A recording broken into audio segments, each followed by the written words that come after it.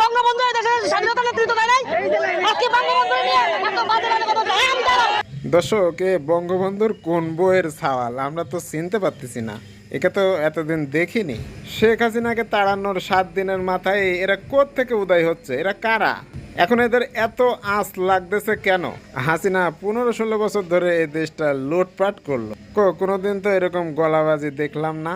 35 দিন ছাত্ররা আন্দোলন করলো, কই কোনোদিন তো তাকে কোনো ভিডিও ক্যামেরার সামনেও দেখিনি। তাহলে এরা কোত্থেকে উদয় হচ্ছে? নাকি এরা শেখ হাসিনা আর মোদির সংমিশ্রণে এরা কি উৎপাদন হইল নাকি? এই কয়দিনেই এদের গলা এত বড় হয়ে গেল। একটা কথা পরিষ্কারভাবে বুঝতে হবে বাংলাদেশের ছাত্র জনতা ও সাধারণ মানুষকে, যে এই সমস্ত ভারতের সন্তানেরা দেশের মধ্যে বিভিন্ন জায়গায় বিভিন্ন রকম নাশকতা করার চেষ্টা করবে। এদেরকে যদি শক্ত হাতে দমন করা না যায় তাহলে বিভিন্ন রকম সমস্যা বিভিন্ন জায়গায় প্রতিনিয়তই দেখতে পাওয়া যাবে। কারণ এগুলাই হচ্ছে ভারত ও হাসিনার যৌথ মিলনের চাল, আর এরা হচ্ছে তাদেরই সন্তান। দর্শক, ভালো করে লক্ষ্য করে দেখবেন যে চুলের কাটিং আর চেহারা আর মোদির সাথে তার অনেকটাই মিল আছে, পাশাপাশি শেখ হাসিনারও। তাই দুইজনের মিশ্রণে যে সমস্ত সন্তান পয়দা হবে তারা কোনোদিনই চাইবে না বাংলাদেশের ভালো হোক। এদের শুধুমাত্র দরকার হচ্ছে লাঠি।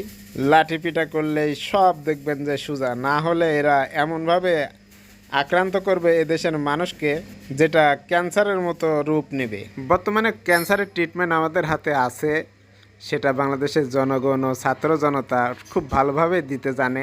আওয়ামী লীগের চামচা কামলা আমলারা এই ট্রিটমেন্টের ভয়ে তারা আগেই বিদেশে পালিয়েছে, কিন্তু দেশে যেগুলো আছে সেগুলো ট্রিটমেন্ট অবশ্যই দরকার।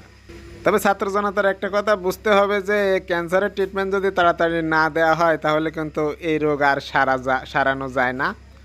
তাই অতি দ্রুতই এদেরকে এই সমস্ত ট্রিটমেন্ট দেওয়ার দরকার।